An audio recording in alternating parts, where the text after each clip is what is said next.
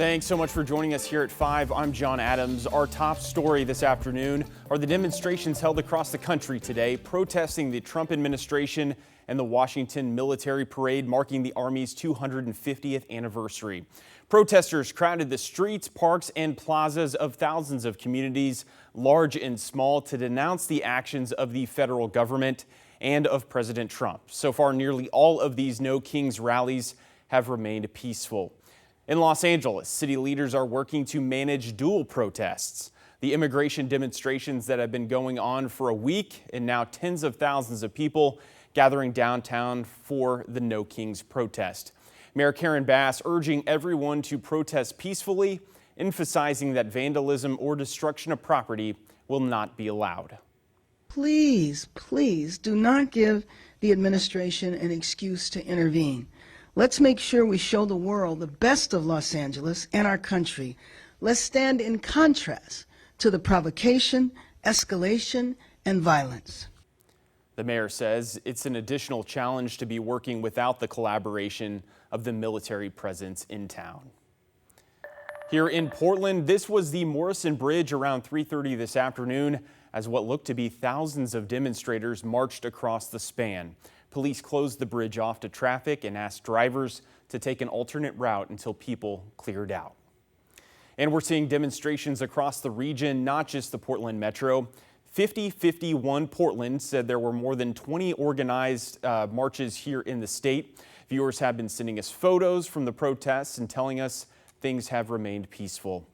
Our Celine Stevens attended 2 different rallies to speak to protesters and is live now at the Tom McCall Waterfront Park, where one large demonstration took place earlier. Celine?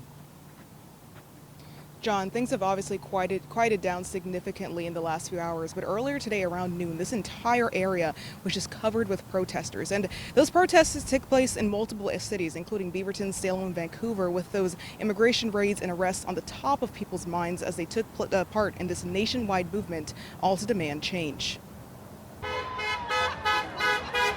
It's really horrible, like they're tearing families apart.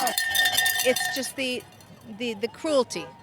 The inhumanity. No Kings rallies took place all over the country Saturday, a national day of action in response to the Trump administration's immigration policies. Show me what democracy looks like. And what protesters describe as recent injustices and atrocities. And they're just like grabbing people out of their cars or out of work and just catching them off guard. And it's scary. They're just trying to support their family and be safe, and they don't get any of the benefits of contributing to our financial and economic system. Recent immigration arrests like what's been seen in Portland and larger raids that have led to protests in places like Los Angeles that's involved deploying the National Guard and Marines in response are top of mind for many.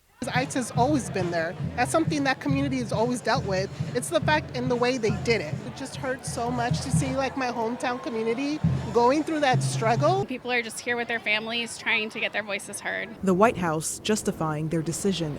He supports the First Amendment, but that is not the majority of the behavior that we have seen taking place in Los Angeles. These illegal criminals were throwing rocks at our Border Patrol and ICE agents. Portland saw thousands come out to march with people passionately sharing their messages. I don't think anybody in the Congress, certainly him, could pass a test that the immigrants have to take to become citizens.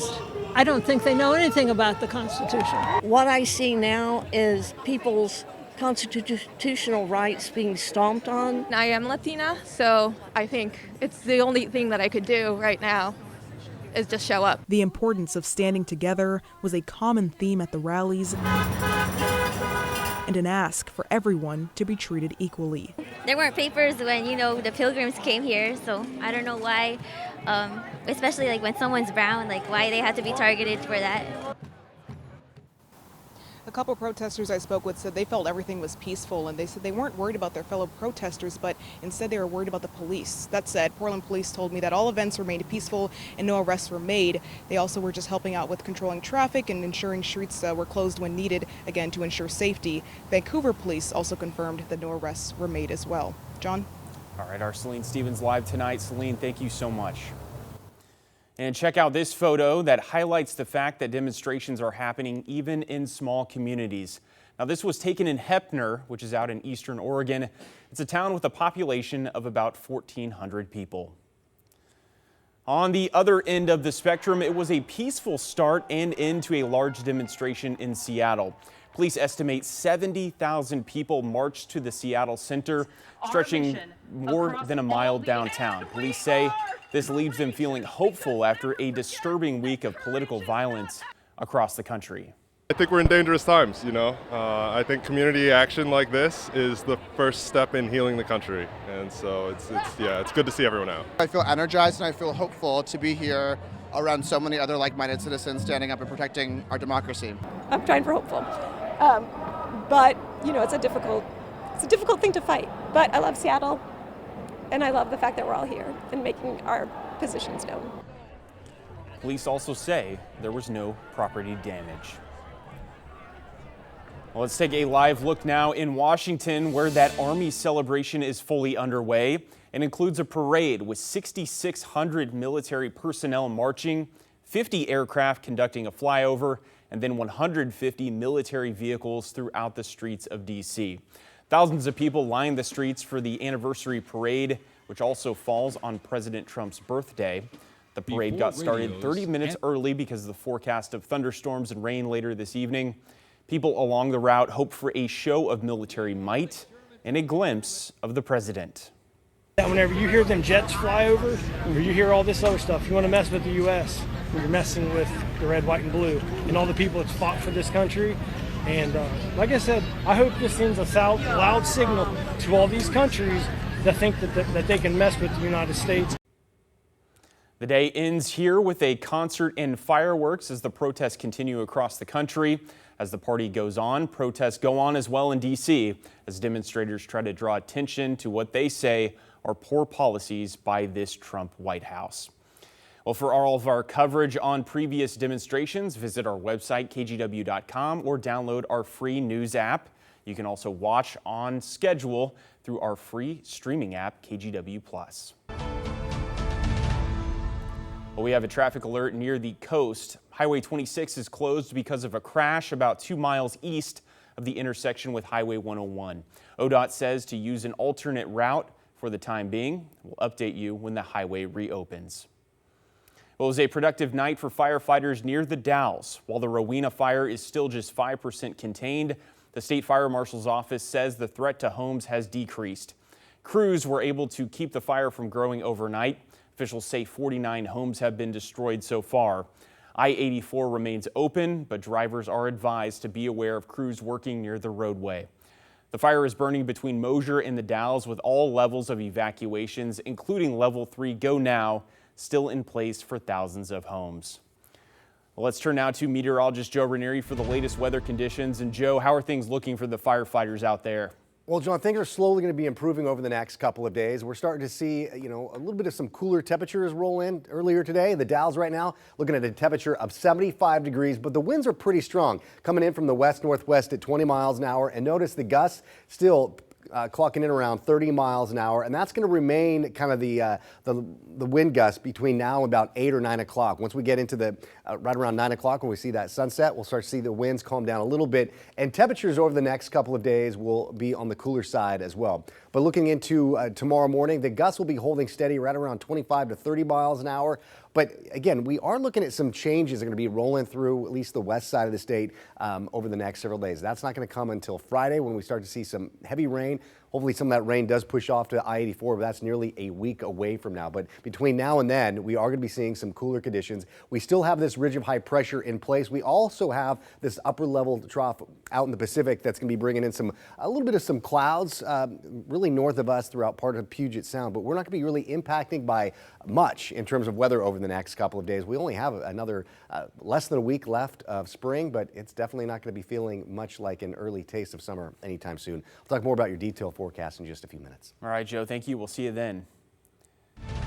And last night, dozens of people packed the auditorium at the Dalles High School. It was in part to get the latest info on the wildfire, but also to come together as a community. As Alma McCarty reports, they also spoke to those impacted by the fire. Flames and embers, smoky skies, 3,800 acres burned, and nearly 50 homes in ruins. On Highway 14, across from our house, was when it looked like an atom bomb. One of those homes belonging to Patrick and Susan Hollander. The fire pit, they say, was the only thing still standing. So I went in yesterday morning before they put up the roadblock, and you can't imagine, this is what I own right here. When the fire broke out, they were over in Portland, picking up their daughter from the airport. They called on family locally to save their dogs. And they would not let them in to rescue our three Dachshunds. We don't have them anymore.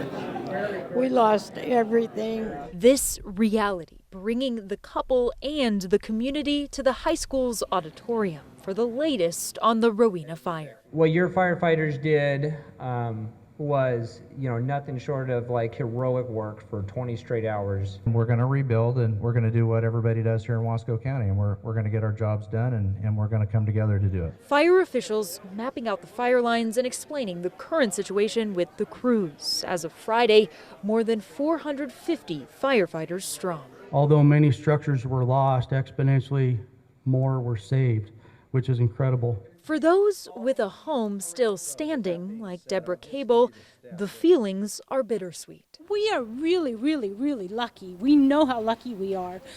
And we're so devastated that our neighbors lost so much. She, like so many, sticking by this community during traumatic and trying times. We are all in this together.